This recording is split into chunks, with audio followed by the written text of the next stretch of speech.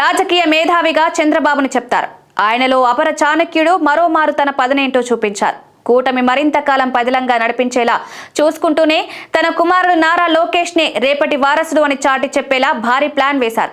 ఆ ప్లాన్ చూస్తే ఎవరు ఏమనలేని పరిస్థితి. ఇక కూటమిలో పవన్ ఉప ముఖ్యమంత్రిగా ఉన్నారు. ఏకైక ఉప ముఖ్యమంత్రిగా ఆయనే కొనసాగుతున్నారు. ఉగాది తర్వాత మంచి ముహూర్తం చూసి లోకేష్ ని రెండవ ఉప ముఖ్యమంత్రిగా చంద్రబాబు నియమించనున్నారు. అదే సమయంలో జనసేనకు కూడా ఒక గిఫ్ట్ గా నాగబాబుని మంత్రిని చేరున్నారు. దాంతో జనసేన కూడా ఏమీ అనలేని పరిస్థితి. నిజానికి నాగబాబును మంత్రిగా తీసుకోవడం వెనుక పవన్ ఆలోచనలు ఉన్నాయా లేక బాబు వ్యూహాలున్నాయా అంటే ఇప్పుడే దాని మీద కొంత విశ్లేషణ జరుగుతోంది. నాగబాబుకి రాజ్యసభ సీట్ ఇచ్చి కేంద్రంలో మంత్రి పదవి ఇప్పించుకుంటే ఏ ఇబ్బంది వచ్చి ఉండేది కాదని అంటున్న వారు ఉన్నారు. ఆయన మంత్రిగా చేయడం అంటే పవన్ కూడా బంధుప్రీతికి తలొగ్గారనే కామెంట్స్ ఉంటున్నాయి. టీడీపీ విషయానికి వస్తే కొత్తగా వచ్చేది ఏది లేదు.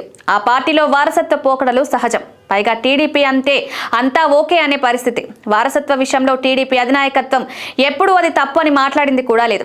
కానీ జనసేన నేత అలా కాదు. అవినీతి వారసత్వ రాజకీయాలు అంటూ తన ఫిలాసఫీ వల్లిస్తూ వచ్చారు. ఇప్పుడు సడన్ గా నాగబాబుకు మంత్రి అంటే పవన్ ఈ విమర్శలకు జవాబు చెప్పుకోవాల్సి వస్తుంది. పవన్ కి ఇదే ఇబ్బంది అనుకుంటే నాగబాబుకు మంత్రి పదవి అన్న ఆఫర్ తో పాటు నారా లోకేష్ కు ఉప ముఖ్యమంత్రి ప్రమోషన్ కల్పిస్తూ ప్రమాణం చేయించడం అంటే ఏమీ అనలేని పరిస్థితి ఉంటుంది. తండ్రి కొడుకులు ముఖ్యమంత్రి ఉప ముఖ్యమంత్రిగానా అని అసలు జనసేన నేతలు అనలేరంటున్నారు.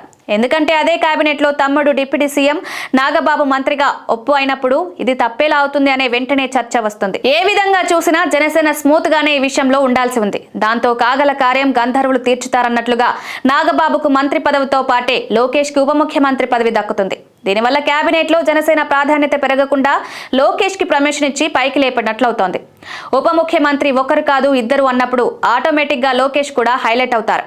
టోటల్ గా చూస్తే భారీ స్కెచ్ తోనే టీడీపీ నాయకత్వం లోకేష్ కి డిప్యూటీ సీఎం సీట్ ని రెడీ చేసి పెడుతోందంటున్నారు.